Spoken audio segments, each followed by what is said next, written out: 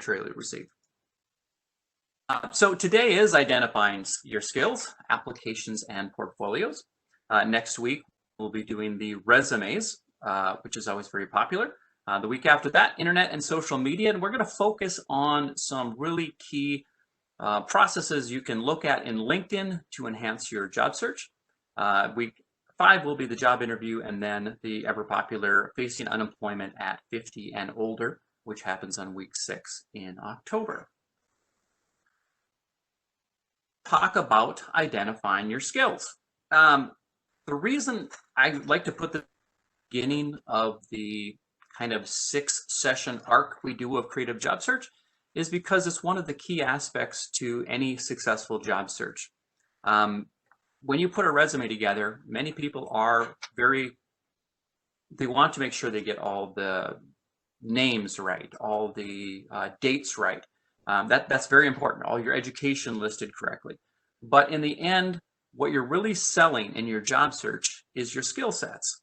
And very few people take a systematic approach to both identifying and clarifying for an employer what our skill sets are. So hopefully at the end of this presentation, you'll have a little better idea of how to go about that process.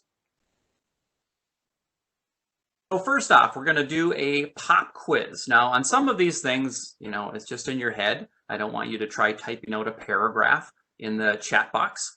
But for right now, what we're going to do is I'm going to ask you a quick question. That is, how many skill sets? Well, first off, what is a skill? A skill is anything you can do.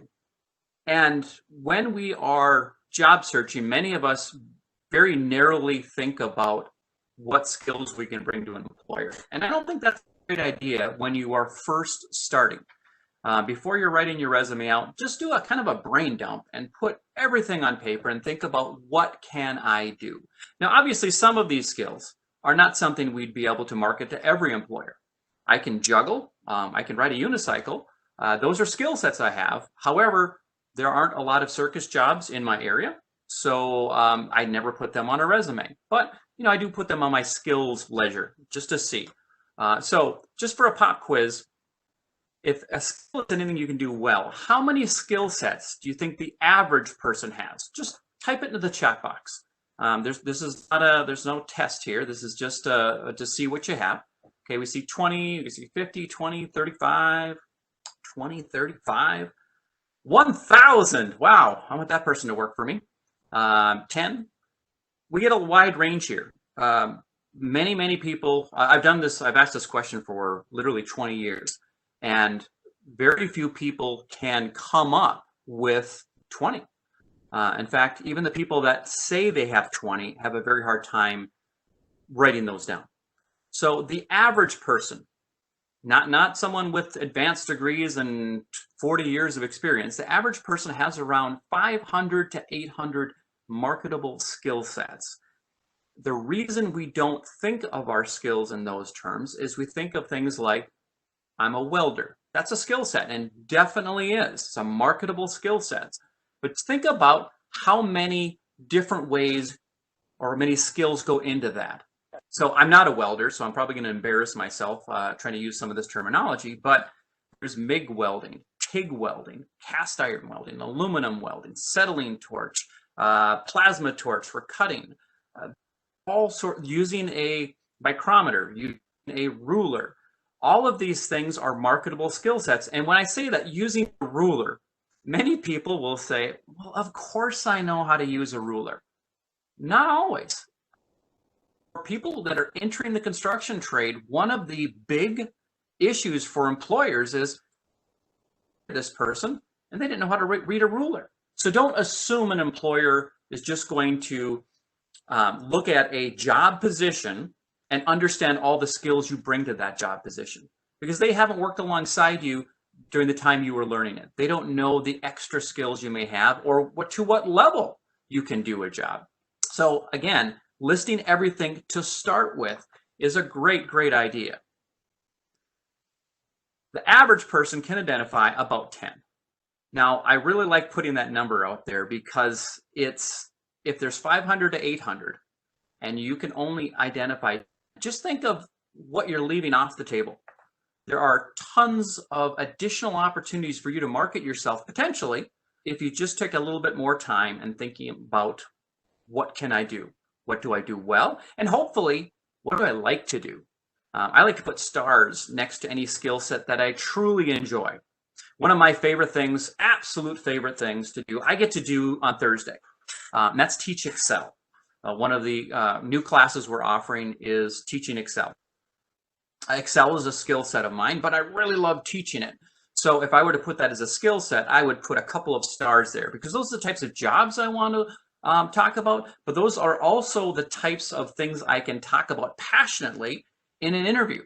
When an employer not only you can do, but that you like to do it, it's even easier to market that. Now, the reason this is so important is the percent of people who cannot identify, sell, or prove their skills during an interview. I'm not even going to ask you this. I'm just going to tell you it's 80%. I love this percent. Is think about the average interview pool. Some people will interview 10, some people will interview 3. The average is about 5. Okay, so if I'm going to hire someone for a job, I'll interview potentially 5 candidates. Think about what this percentage exactly represents. It represents those people who don't get the job, the 4 out of 5 people that don't get the job.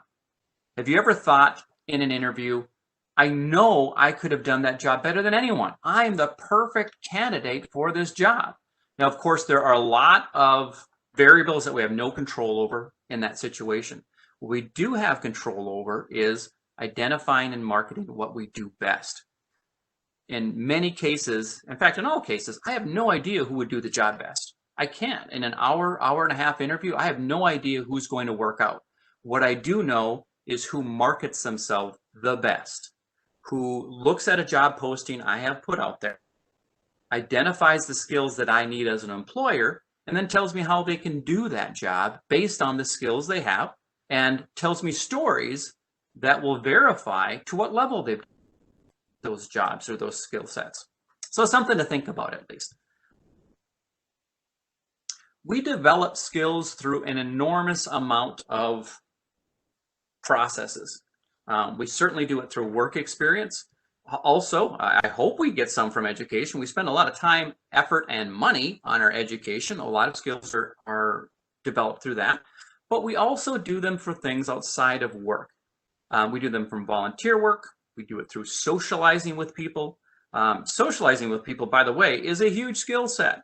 You ever had that friend who, no matter what happens to them, they lose a job, they get fired, new city, they just land on their feet.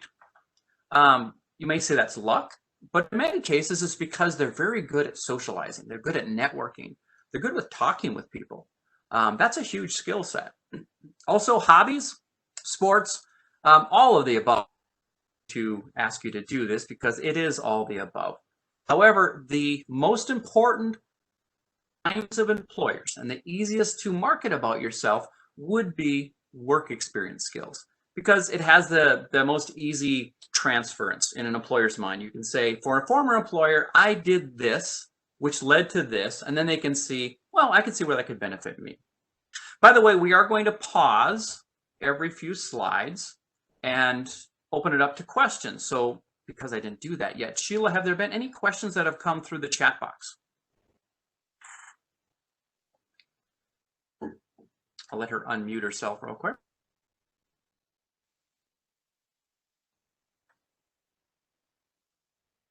Sheila?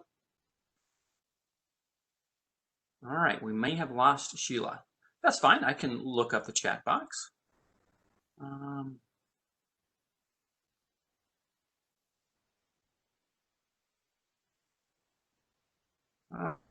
Someone with advanced degrees and experience get across to a recruiter or HR person that such experience is applicable. So the key is, in any of your experience,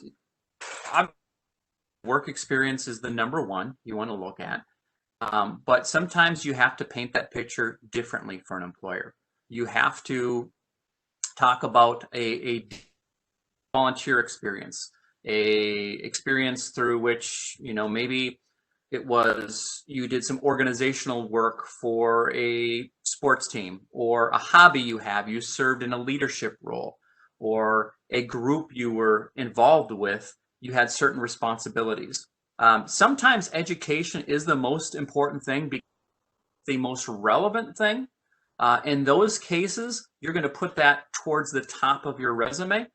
But if you have experience in a field, okay, if you have experience in a field, sometimes or all times, you want to promote that experience above the education. Because education is where you learn to do something. Work experience is where you utilize those skills to benefit an employer. All right. And someone says, how do you keep all resumes straight in under 10 pages? That's tough. You know, if you're talking about all the skills you have, of course, on a 1 to 2 page resume, it would be impossible to get all of those on there. I like to do something called a master resume. And sometimes it is 8 pages. And it talks about all the things I can do for an industry, not for an employer, because that's going to be where I winnow that down into a very, very specific. But it's okay to have a large resume, an 8 to 10 page resume, because then you're just copying and pasting various sections to of that opportunity. All right. So what types of skills do you think are most important to employers? Oh, someone just came. Sheila might be back. I found this interesting. The first time I saw this, I always thought, well, that's a silly question because so many different jobs require so many different skill sets. What's the overall most important? Well, because the most important skill set to employers are soft skills or people skills. When you interview for a job, they talk very little about the job itself. They talk about how you handle things. They're called behavioral-based questions. And they're things like, give me a situation in which you've dealt with conflict. Well, that's an interpersonal skill. That's a soft skill. And do you emotionally reactive, or do you react professionally? Will you adapt or learn? One of the big things I like to point out in every single interview I'm in is that I am very adaptable. The one constant in is change, or in at least work is change. And people as a whole are very reluctant to accept change. A great example of this would be if I were to, I'm sure some of you have been in a situation like this where a new computer program was instituted at work. Now you had this one program that you used for 5-6 years, and everyone became very, very adept at it. You know, it was easy. It was just, you didn't have to think about it. You just entered your information. And then all of a sudden someone says, we've got a new process. This is going to benefit us in the long run. Well, what do people do? They resist it. They will say things like, I like it better the other way. This way is just no good. This way is too much work. I don't understand this. If a company has instituted a change, and it's going to be instituted, the people who will adapt and learn are extremely valuable, because those are the people who don't complain about it. Those are the people who can act as mentors to train other people on how to do it. So it's a huge skill set. Don't discount soft skills, because at least 50% of your interview will be questions that deal with soft skills. I think Sheila is back on now. Sheila, are there any questions we need to get to in the chat box? Yes, I am back. Sorry about that. Computer technical difficulties. Yeah, someone is asking, let me see where it went. If you're an introvert, how do you go about smoozing, well, selling yourself, basically? Yeah. So, you know, it's not easy. I will tell you, as someone who was painfully shy, I was held back in school for shyness. I mean, I didn't want to talk to anybody. And this was something that really plagued me for the beginning of my career.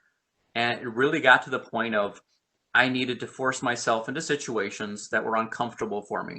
Now, that does not mean that doing that is going to make you a schmoozer. It just means that think about, is there anything I need to improve on? And if socialization is part of something you think of as a skill set I need to improve on, think about tactics to do that.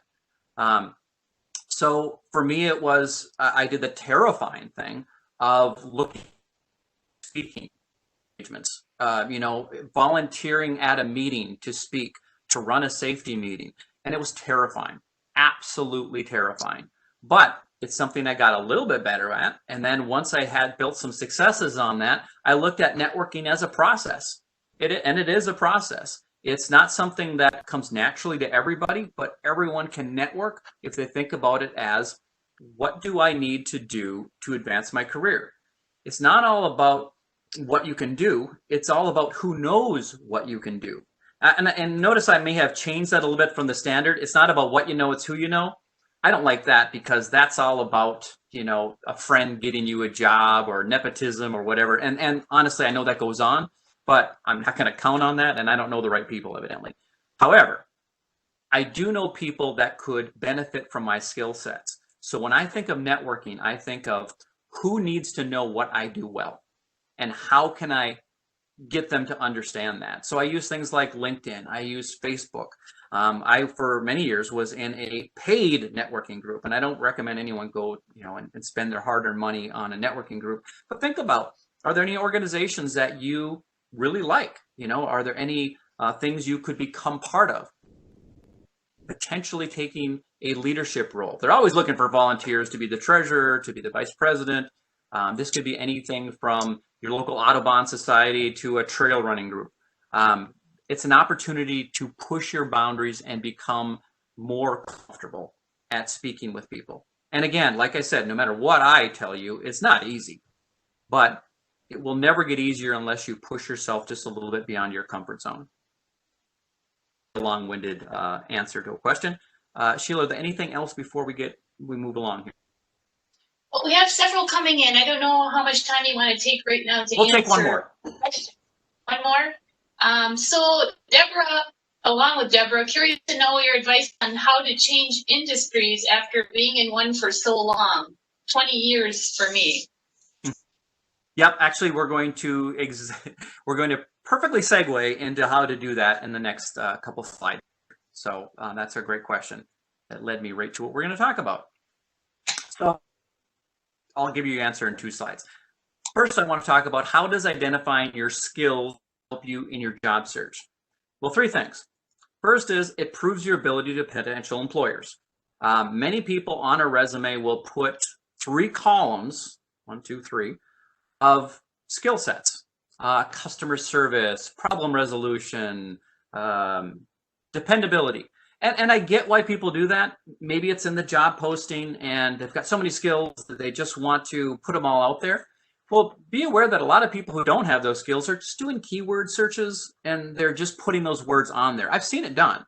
I'd much rather you think about, how can I prove I have these skills? So I don't try to put everything on my resume. I try to put the most important thing, and I try to give examples of those abilities to employers through bulleted skill statements. It helps you to write your resume and complete applications. Real quick, hopefully I'll define this a little bit better as we go along, but applications and resumes are 2 different things. They have 2 different audiences in many cases. Not always, but one of the things I'm learning more and more is that the people who look at your resumes at an interview very often have never seen your application. That's the HR department that is screening, and the people who are interviewing you are looking at a resume. So these 2 documents need to stand on their own, and they both need to prove skill sets. So I get this question quite a bit from people. They'll say, well, I don't want to put that on my resume because I already put it on my application. I get you might want to use different terms. You might want to, talk about it a little differently, but each has to stand on its own to market you to that potential job. The other thing is selling your qualifications in an interview. Once you have a skill set identified, once you have made a match to the need from the employer, think about what are the top 3 to 5 skill sets that this employer would need for someone in this position. Now, when I go into an interview, I always have those 3 to 5 skill sets written on a piece of paper, on a note, just so I don't forget them. And I call that my goal. In my interview, I have a goal that they're going to know about or been given an example of 3 to 5 of the most important skill sets I possess that relate to the needs of the employer. The reason I do this, by the way, is they're only going to hire me if I show them value. Now, hopefully some of their questions lead to me talking about those skill sets. I mean, that's ideal. But at the end of an interview, I always give myself that opportunity to say, you know what, yes, I did have one more question, but I also wanted to mention one other thing, if I may. Now, the reason I say that is I'm looking at my notes and I realize one of my best skill sets hasn't been talked about. I wasn't able to work it into the answers to their questions. So at the end, I just tell them, I'll just say, I just want to verify I find this job as a tremendous opportunity. And one of the reasons I think I could do a very good job for you is that, and then I lay that last really important skill set on them. If I haven't identified those skills, that's impossible. And then I'm not marketing myself to the best of my ability. So let's get right to that question someone had about how do you go from one industry to another.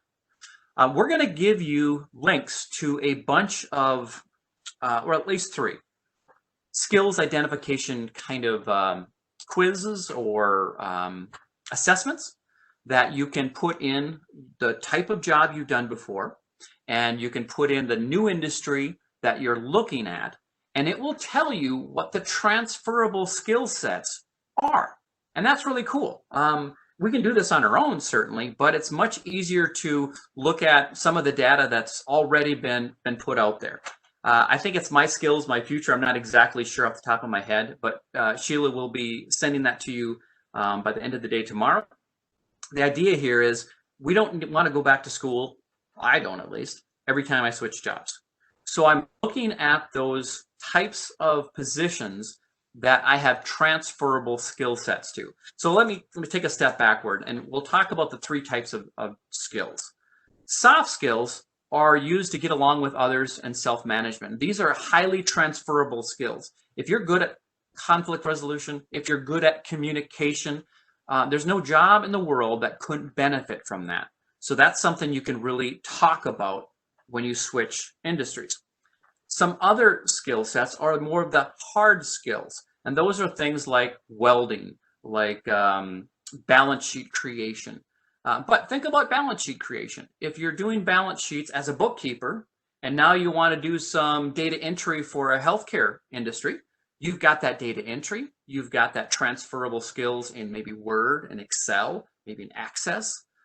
Maybe it's not the exact program they use, but it's similar enough where you can talk about, I don't use the exact program you use, but I have used similar programs in the past, and I'm a fast learner. Or I have adapted to the changeover to new software.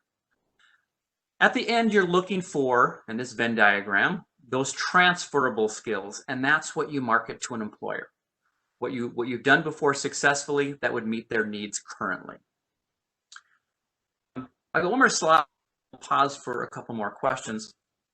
There's a quote from Bill Gates years and years and years ago. He said, "My people have the confidence of their convictions and they know their skills." One of the additional benefits to knowing your skills and letting an employer know is those anticipated benefit skills. So if you look at a job and you say, well, here's the things they really, really need. Great, I'm going to market those to the best of my ability. But what else could I let them know about myself that might lead to tipping the scales in my favor? Think about this. If I'm an employer that puts out an application or puts out a job posting and 100 people apply. Now, from those 100 people, I might get 20 people who are qualified, who meet the minimum qualifications. As an employer, I'm going to take the 5 best ones from that pool and I'm going to interview. So I always try to think of when I'm interviewing alongside anyone else, at the very least, they meet the qualifications for the job. Now, that's not always true, but in most cases it is. You are competing against equally qualified, or at least base level qualified people. what else can you do? Are there anything else that you can do that could potentially add value to this position? And that's knowing your skills. That also leads to job stability. If you're someone who can do things other people can't, when there are layoffs, when they have to make hard decisions, they think, who does this job, but who adds value? And that's what knowing the full set of skills that you have to market, that's where it's additionally beneficial, I guess. All right, we'll pause just for a moment if there's any questions we need to get to. Sheila? Yeah, so one question, if you have large gaps in employment due to previous health issues, etc., how do you account for the missing time? They always bring either off the resume or during the interview, and I feel I'm discounted because of it. Sure.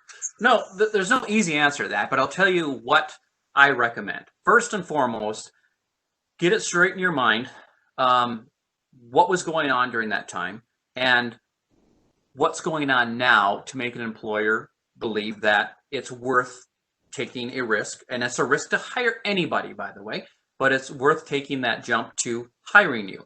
The key is return on investment for employers. When they hire someone, they're looking for, if I hire this person and I train them in for 6 months, what return on investment will I get? So if you have a gap in employment, they may look at that and say, it may not be worth the risk potentially. How can you counter that? So what you want to do is anticipate any objections they might have and come up with an answer. The easiest way to do that is to list everything out, get a resume together, and then contact your local career force location and request a one-on-one session. And then you develop a method to talk about as much as you need to talk about, but not too much, what had happened. So an example might be, you may see a gap in my resume for this 3 years. I was dealing with some health issues at that time. I'm very happy to say those are no longer an issue, and I'm fully capable of doing this job. Notice that I did disclose that I had a health issue. Now that's a decision that's case by case. The only reason I would do that is if it would benefit me to do so. I don't dwell on that. I dwell on what I have to offer. Now, of course, in your resume, you're not going to be able to talk about that. So going to something called a combination, or even better yet, a skills resume, skills-based resume or functional resume, will allow you to talk about, first and foremost, the skills you bring to that job in the top third of the resume before you get to the work history, which they will look at and then see that gap in history. They're eventually going to see it no matter what, but what you want to do is create interest before you create objections. That can really, really help. But again, I recommend anyone in that situation have a conversation one-on-one with a local career force representative, and I'll be giving the names and numbers out for all 50 locations in the follow-up email. Sheila, we'll take one more question. Okay. How do you write a resume to identify skill sets when you are attempting a job transition, especially if the application does not ask for skills and only requests an uploaded resume? Yeah. So, by the way, not all resumes upload the same. That does not mean that you can't adjust once you do it. Chronological resumes with that standard resume of just work history, they upload very well into most applicant tracking systems. However, that does not mean you have to use that. Sometimes you are going to have to type in a lot of information into an application, but then you attach your resume. Remember, your resume quite often is seen separately or at a different juncture than your application. They both are extremely important. So if they don't ask for a lot of skills, if they just want a resume uploaded, do your research. Think about that company. This is where networking comes into play. If I wanted to, in fact, not even I wanted to, at any time in my career, not my job search, in my career, I am following at least 5 employers. I call them my top 5, and it changes month per month. But these are the people I actively follow on LinkedIn, on Facebook. If I know someone who works there, I'll have a cup of coffee with them and ask questions. I try to figure out what's going on with that company. So when they post a job, I already know what their skills, what makes someone successful. research. Now, the reason I do this is not because I'm unhappy in my job. I love my job. I love doing what I do. However, everyone who's probably on this call today realizes that no jobs are guaranteed. So what we need to do is be ready for that next time we're looking for work. Hopefully, we don't have to, but the reality is most of us will. So you don't want to learn about an employer when they post a job. You want to wait for that job to be posted because you already know you want to work there. I know that's not giving you maybe the full answer you want, because there are no easy answers to it, but you need to at least have an educated guess about what makes someone successful at a business if they don't give you that information themselves. All right, let's talk a little bit about applications. So when you fill out an application, it's changed over the years. When I first started doing this, I had 3 filing cabinets absolutely chock full of every single employer in the city of Duluth where I work. And when someone wanted to work at an employer, I would open that filing cabinet, I'd pull out an application. Hopefully it wasn't too out of date, and we could fill that out with pen and paper, and we would submit it. Now, obviously, that's for the majority of employers has changed, but some of the concepts haven't. One of the things everyone will be getting at the end of the day, or by the end of the day tomorrow, is a personal data record form. I highly recommend you fill this out now. It's one of the proactive steps you can take in your job search before you even know where you're going to apply. And you're going to put exact dates, addresses, phones, salary, etc. This is information we can all look up. So an example, let's say that your dream job happens tomorrow and you don't have the information needed to fill out that application, or potentially you guess at some things. That could lose you the job. It really could, because an application is more of a legal document. And when they ask for an exact date and you put a guess on there, that could hurt you. So how do you find the dates? Call your former employer. If that employer is called, try to develop an account at the Social Security office. And that's a process in and of itself, but it can be done. If it was a standard job where you paid your taxes in, there should be a record of your start and end date. Like I said, it's not easy, and that's not something you're going to do in a day. However, this is something you can do right now. Once you have that information, you want to centralize it. You want to have it easily accessible. One of the things I use, and you do not have to do this, but one of the things I use is Google Docs or OneDrive, or Google Drive, I guess I should say. And it's just an online storage. If you have a Gmail account or you have an Outlook account, you have access to this. And if you store that information on there, you have access to it now anywhere, as long as you have internet connection. Instead of going home to find a folder in which you have a bunch of things written down that you may not have easy access to, having an to quickly apply for opportunities. One of the key components of job search is timeliness. And I can't stress this enough. Employers don't want the last person who applied for a job. I mean, still do it. If you find a job 10 minutes before the close of it and you really want it, apply for it. But if you find out about a job and you're really, really interested in that job, apply as soon as you can, because employers can see when people applied. And if they have a job open for 2 weeks, sometimes they close that job out once they get a certain amount of applicants. I've been in part of those processes. They only take the first 50 applicants sometimes. So be ready to quickly respond to an opportunity, and having a personal data record can help with that. You certainly want to be positive and honest. It's a lot harder to do on a resume, negative on a resume or applications. I have seen it done. In most cases, it's when someone tries to explain why they left a position.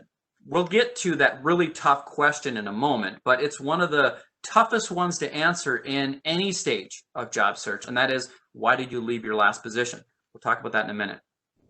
You want to make sure you're using keywords, and then never assume they're going to just know based on your work history that you can do this job. They're still looking for you to specifically respond to the job posting in both the application and in the resume. So using those keywords is really important.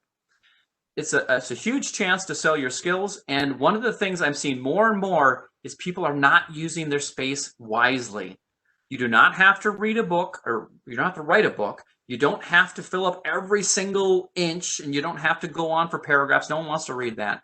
But certainly take the opportunity to market yourself.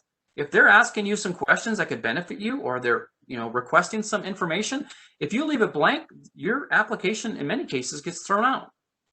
So also follow directions, be complete, and be neat. Now, even on an electronic form, you can be neat. The easiest way to do this is have that personal data record that you've perfectly punctuated and capitalized and spelled out. Be very careful about acronyms. Be very careful about names of programs and names of businesses, and check all that stuff thoroughly. Now you can just copy and paste from what we call clean copy. It's a similar thing we used to do with written applications, in that you would take an application, you make a copy of it, you'd fill it out once, and then you'd fill it out again. And that second time you filled it out wouldn't have any of the cross-outs or the misspellings. It would be in better penmanship. So you can even be neat on a digital application with a little preparedness. We'll pause for 2 questions. Sheila?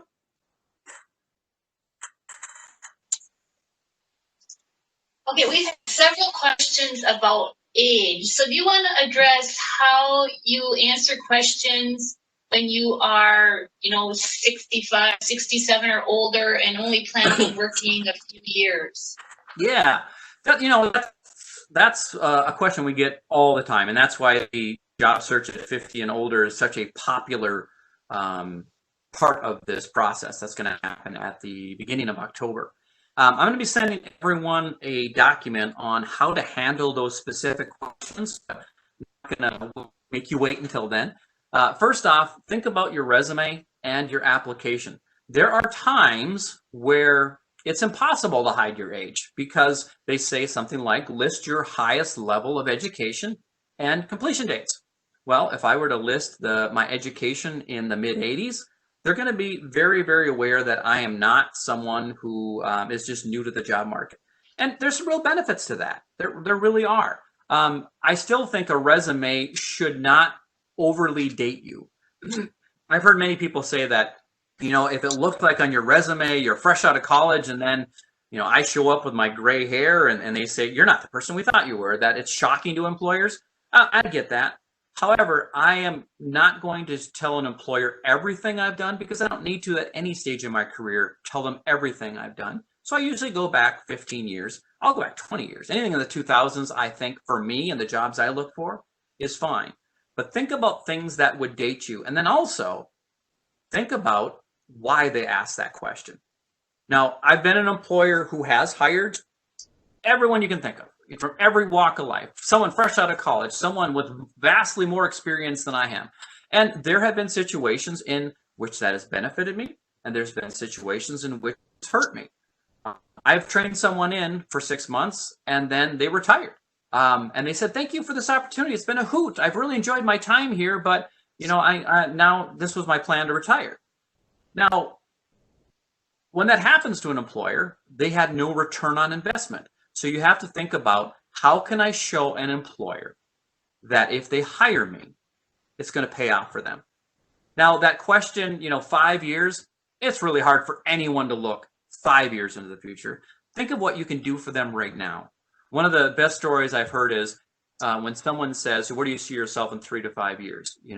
Well, I plan on doing this job for at least the next 3, and here's what I can offer this position. And when I do eventually leave this position, you will know exactly what the next person has to do to hit the ground running, because I'm excellent at documenting my work and I'm extremely organized. So what you're trying to do is overcome the objections. Now, you're not going to always know what those objections are, but you want to show the benefits of experience. And then you want to diminish any perception that, it's not going to pay off for the employer to hire you. Now, what if, in fact, you do plan on retiring next year?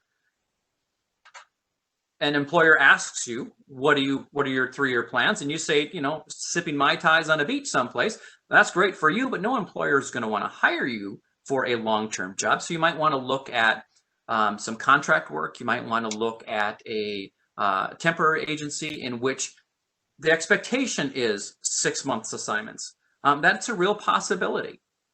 So there's no easy answers to this, but there's some ideas that I'll be sending you in that document that you can at least consider. We'll take one more question, Sheila. Okay. I don't know if you know the answer to this or not, but do you know if Social Security charges for you to get your previous work history and dates from them? If someone has other information, because I have always found it to be free. I know you can get free, like example, Social Security, I went a new Social Security card. And I said, how much is this? They said, nope, there's no cost to this. Your taxes pay for this. By the way, you can only get 10 in your lifetime, which may seem silly. Who would ever go through 10? The person next in line to me was on number 9. However, you cannot go into the Social Security office and request your work history. That requires you to fill out some forms and prove who you are. And it is a bit of a process, but I have never heard of anyone getting charged for it. All right, let's do a kind of a fun little exercise. Now, if you've seen this before, I'll ask that you recuse yourself from this, because I did bring this up last time, but it's kind of a fun little exercise. Everyone to do is read these 4 lines of text. Okay, there's no trick to this, by the way. There's absolutely no tricks. I just want you to count the number of F's in these 4 lines. F as in Frank. Take 10, 15 seconds to read through these 4 lines. Count the number of F's as in Frank. And then in the chat box, tell me how many you found. I'll give you 15 seconds of dead silence to do that.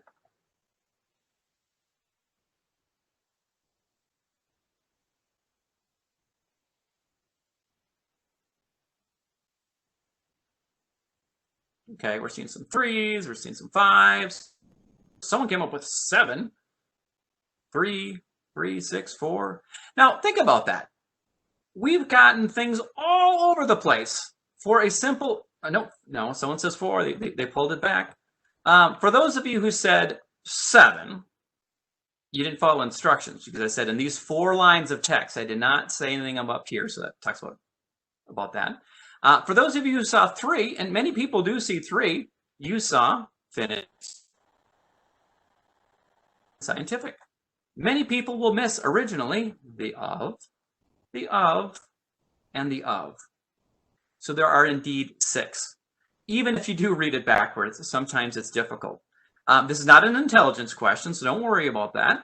And if you got 6, congratulations, but that does not mean you are a perfect proofreader either. The reason I show this is because, one, it's kind of stunning when, if you get 3 and you see there's 6. But think of this. You are objectively reading this for the first time.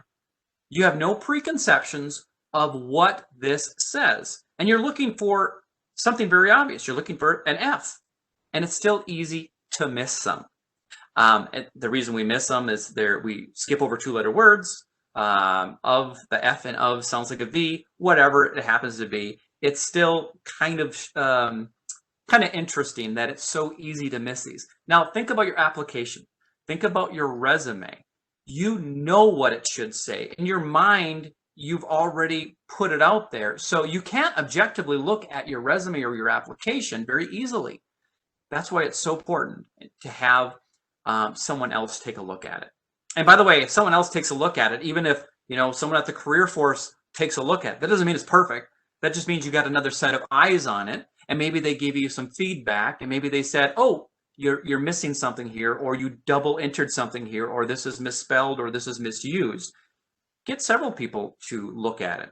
One of the things I think is really cool way of networking is think about your friends and family, those people who already want to help you. Think about how can they help you. One of the ways they can help you is to proofread your resume, and this has 2 effects. One, you get a fresh set of eyes on your resume, but also you've informed your network of your skills, of your work history. Many of us have tons of people in our network that know absolutely nothing about us on a professional basis. Having select people within your network look at your resume allows them to be informed of what you have to offer. And it also gets someone to proofread your resume. So something to think about. All right. So let's talk about those difficult questions on an application. Reason for leaving. Now, this is a question that comes up a lot on a application. And boy, you get different recommendations for this. I've heard wildly different for this based on the area of the state of the country you're in. I've even heard people say, don't tell them you were fired because then they won't hire you. Absolutely not, in my opinion. I'm going to tell people I was fired. I'm not going to use those terms, but I'm going to tell them the truth. I don't think you should ever lie on an application, but we're still going to phrase things in the best way possible. So if you were let go from a position, and by the way, good people get fired every single day. Horrible workers get fired every day too. There's both sides of this. However, the best words that I have found currently is just putting involuntary separation. Putting terminated or fired is just such a negative term and brings up too many questions. Involuntary separations, of course, you're going to at some point have to explain it. And that's another opportunity to talk directly with a career force representative to figure out what the best way of explaining it is. But on an application and resume, don't even attempt to do that because it's not the right audience, okay? Don't say you were laid off if you were fired. However, don't say you were fired if you were truly laid off. I've had people do that. I've had people say, well, they let me go. Like, okay, well, what was the situation? And by the time we're done talking about it, they said, well, they actually termed it a layoff because they were restructuring, but I know they fired me. You know, I'm like, well, no, they laid you off because that's what they said they did. And that's a much easier sell. And that's a much easier proof on an application, in a resume, and talking about it in an interview, because that's what the company is going to say.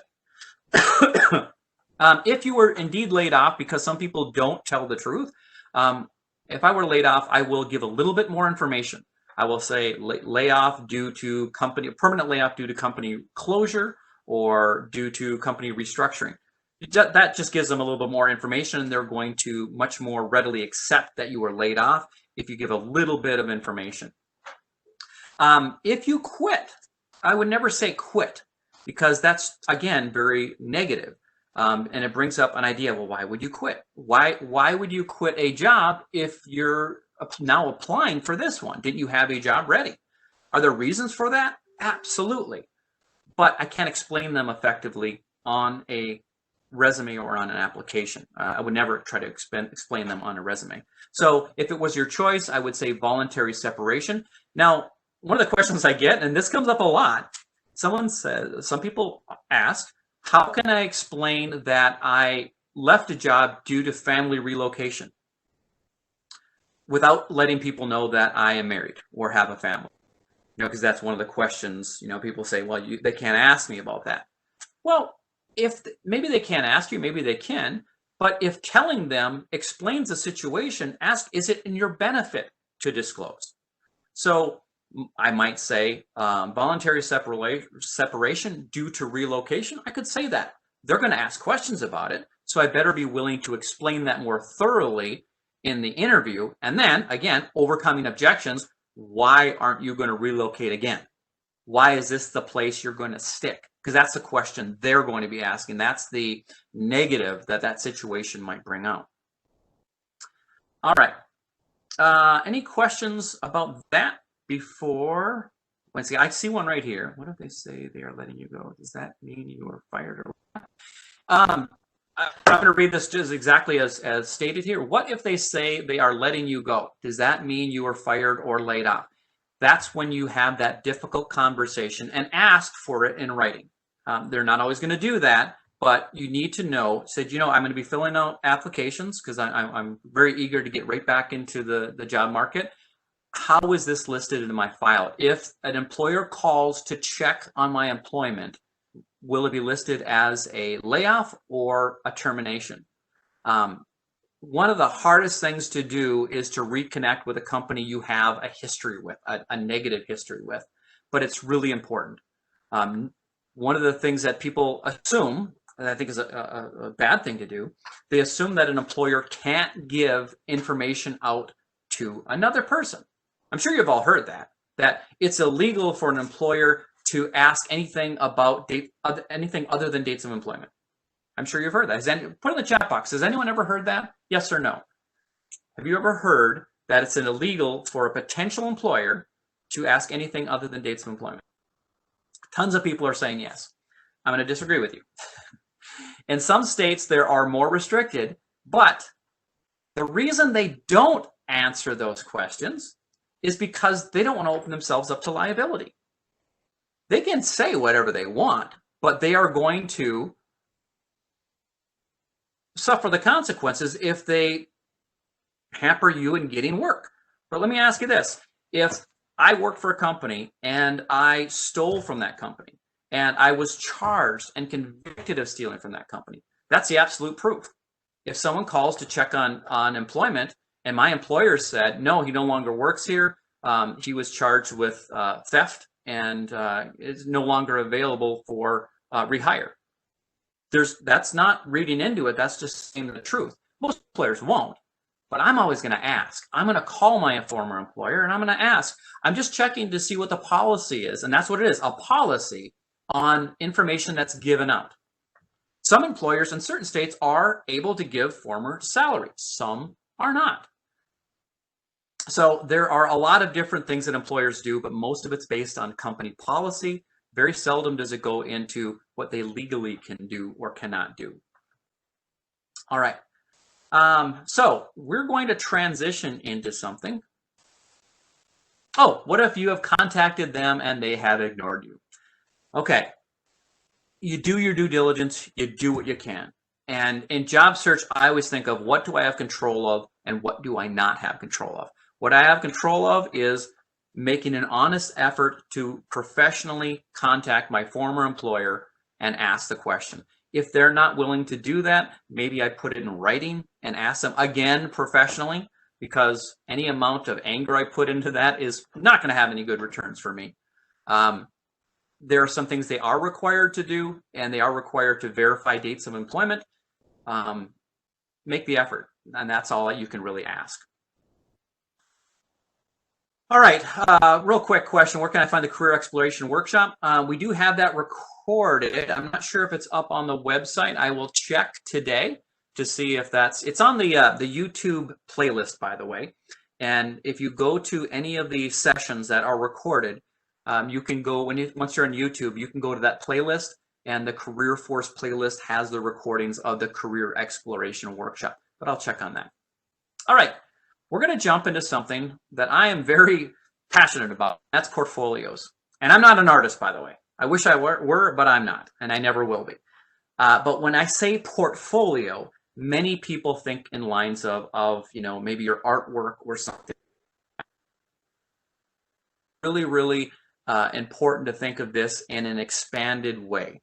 Portfolios are things that you can bring to an interview, that you can hand to an employer. It's a takeaway that when you leave, you're giving them something to further consider you. I include copies of my resume and cover letter and reference sheet for as many people as I think might be in that interview. If it's a panel interview, I've done up to 10. And yes, I've wasted some paper, but I don't get that many interviews. So I come prepared with some paper. Some additional things that you can add to that, though, are letters of recommendation. Now, these can certainly be given to employers beforehand, but if you don't, during the interview, after the interview, it's a good takeaway. Work samples are very beneficial. They could be maybe a spreadsheet you've put together. It could be a report you've done. Maybe you haven't done something in a work setting, but you've done something for an organization, maybe a marketing piece through Microsoft Word or PowerPoint. You could put that information. Of course, any potentially sensitive information you're going to have to redact or otherwise, remove. Any copies of certificates or licensures. If you say you are a certified trainer through the American Trainers Association, bring a copy of that licensure. Eventually, they're going to need it if they hire you. One of the best hires, if not the best hire I ever had the best portfolio I've ever seen. And it was the tipping point for why I hired that person. This person was very nervous in the interview, was prepared, but very nervous in the interview. At the end of the interview, this person handed me a portfolio that documented everything they talked about during their interview. Another thing to think about is branding. All of the information you give an employer that comes from you should be similar in look And I'll show you by that and what a difference it can make. If I were to send someone a resume that looked really good, okay, so I got all the help from the Career Force location, I got my friends and family to give me, I came up with this decent looking resume, okay? And then they said, well, now we need a cover letter. And it's like, oh gosh, I got to do a cover letter, so I give them this. You see the difference there? One meets expectations, one potentially doesn't. At least it doesn't give the same impression. Brand it. And by that, make it similar in look and feel. Use the same font, use the same margins, use the same heading. And look at the difference here. When I do that, this information is exactly the same as the previous here. The same exact words, but different impression. Different impression because it's branded to look at the same level the resume would. So it's something to at least think about. It doesn't take much extra time. It just takes a little bit of preparation. And by the way, I get this question all the time. Do I have to write a cover letter? Absolutely. If they allow it, the person who wants the job the most will take that extra time to do it. Might they never read your cover letter? Possibly. But I don't apply for everything under the sun. I apply for jobs I'm interested in and we're willing to do. So I write a cover letter for every one of them. All right, we only got a couple more minutes. Any questions we need? Oh, course for cover letters. I'll send everyone information on how to effectively write a cover letter. We do talk about it next week in the resume section, but I'll also send you some information that directly talks about cover letters. Sheila, any other questions before we wrap up today? There's been a couple about how to find out if an employer is saying something negative about you. You know, there's no real way of knowing, and I only deal with the things I can control. You know, if someone's saying horrible things about you, I think it's wasted effort to chase that down. Some people will think, oh, my former employer is going to throw me under the bus, and they put so much focus on those feelings they have to that bad situation. They don't put enough focus on going forward. Very seldom will an employer actually say something bad about you. I think it helps to try to chase that down. I know that's kind of a non-answer, but there's no easy answer to that. Now, if you do get some feedback that an employer is saying some horrible things about you, you know, you can potentially call to ask, you know, is there anything I can do to smooth this over because it really is affecting my job search? Usually by that point, it's not something that's worth kind of rectifying. And in that very specific case, where it says, may I contact your former employer? I would check no. But in almost all cases, I check yes, because that's simply a red flag. All right, we are at time. What I will do is I will save the chat, and if there are any questions we couldn't get to, I will try to reach out directly to those individuals later on, either today or tomorrow.